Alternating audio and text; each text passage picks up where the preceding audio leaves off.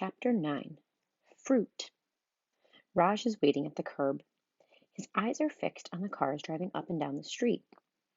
My grandfather stomps over to him, digging in his backpack. It's my old one from elementary school. It has kittens on it. I thought it was a little uncool for him, but he told me it was a perfectly good backpack, and he didn't care what people might think. You! My grandfather shouts. Raj turns and watches us. His eyes flicker to me briefly before returning to my grandfather. My grandfather pulls out the papers and shoves them into Raj's hands. Read 'em and weep, he says. Raj scans them. Then he looks up. Most of these were published over 30 years ago. My grandfather is stunned into a momentary silence, then says, Einstein published a long time ago. Are you going to poo-poo him too? You're being a little ridiculous, Raj says. A compact car pulls up to the curb, a teenager behind the wheel. He has the same dark eyes as Raj, but looks about a few years older. Raj folds his tall frame into the front seat. Ridiculous, huh? What do you know anyway? My grandfather sputters. You're just a kid. Raj leans out the window and gives my grandfather a slow look. I don't know. You're a kid too. He pauses. What do you know? When we get home, my grandfather heads straight for the kitchen. I'm starving, he says. I'll heat up some burritos, I say. There's probably not a more perfect combination than rice, refried beans, and cheese. He makes himself a cup of hot tea to go with his burrito. He pours the steaming water into the mug with precision, adds 2 perfect spoonfuls of sugar, and methodically stirs the sugar like he's making a formula. It makes me think of our mad scientist conversation. I liked what you talked about at lunch, I confess, about science. But how do you start? He looks up from his tea. What do you mean? In a puzzle, I always begin with a straight edge piece. If you wanted to cure polio or anything, where would you even start? With your eyes, of course, he says. Eyes? He looks at the bowl of fruit on the counter. For example, that bowl of fruit. What do you see? He asks. It's a battered wooden bowl. There are a few apples, a banana, some pears, and a mango.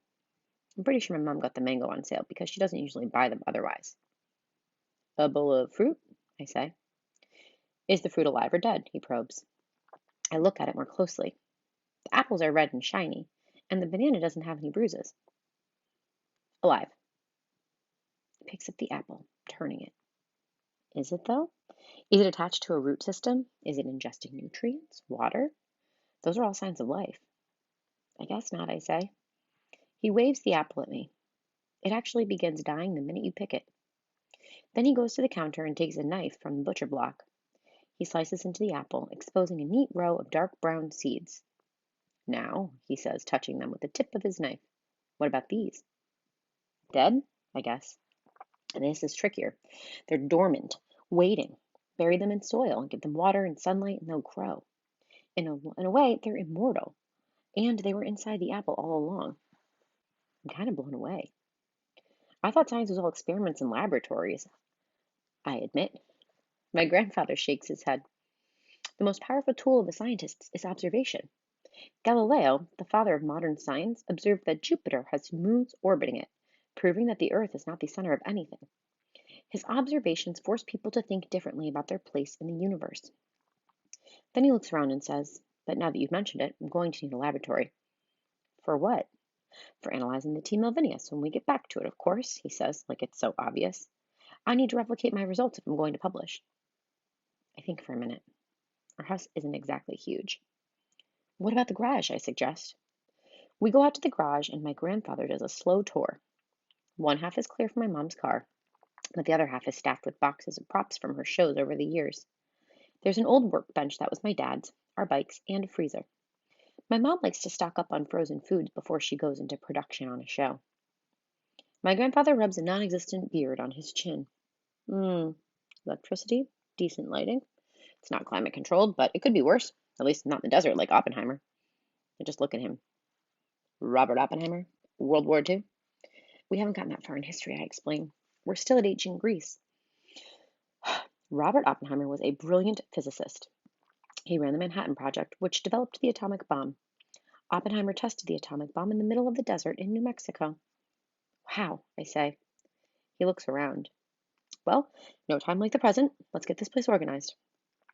My grandfather wants to set up the lab around the main electricity outlets, and that means shifting all the prop boxes out of the way. It takes us the better part of 2 hours to move everything. There's a box of clip lights, and he arranges them around the workbench. The garage door suddenly rolls open, and my mother's car is there. But she can't pull into the garage because of all the boxes. She kills the engine and walks into the garage. "What are you doing?" she demands. "We're setting up a lab," I tell her. "Here?" "In the garage." "So I can continue my research," my grandfather explains. "Where am I supposed to park my car?" she says. "Outside?" I suggest. "I don't think so," she says. My grandfather stares at her. "You're standing in the way of scientific discovery." "I'm standing in the way of birds pooping on my car." It takes the rest of the afternoon to put everything back.